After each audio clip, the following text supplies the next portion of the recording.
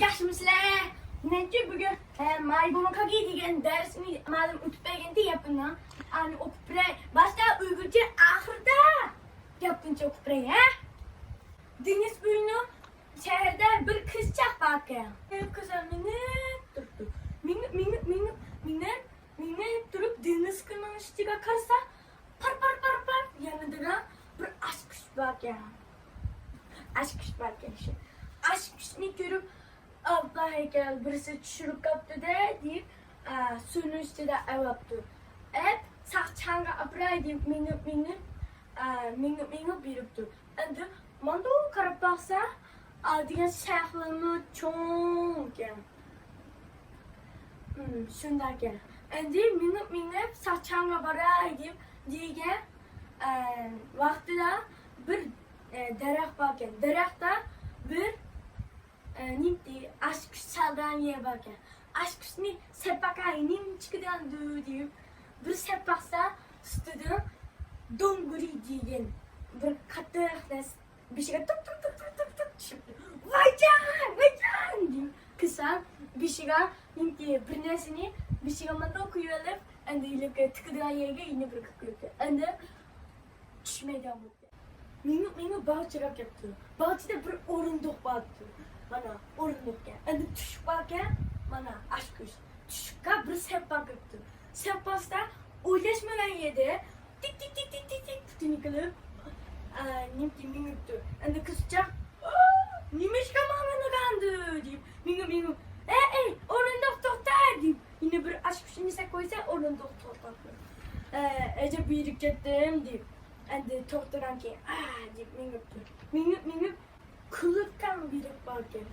Kılıktan biripna bir nimti düşük bakıyor. Adiga nimti bir nesi yiyot gelmez. Edem mando çile koyan emescim bu. Madiga mando düşükken özü mando kangardı. Ma düşükken arıgın mando sepasa ulaşmadan yerden tutup aşk üstüne bir ilipti. Çünkü kısa bilik aynı bu kaptı. Süre çıkıtaydı garantime aşkı işte. And minut kese 60 bir kek yaptım. 60 bir kekte bir ada bir ilgini değil. Düşük bagen, düşük mancilik. Düşük mana, düşük bagen. Düşük sepasa ulaşmadan yedim. Mangıdan vaktimi, kirliğe vaktimi. Yoga kitapta hem tık kara. Mana makıca ayra kaldı. Tik hem çıkıdı. Adusla hem kalayını kandaki kısalar.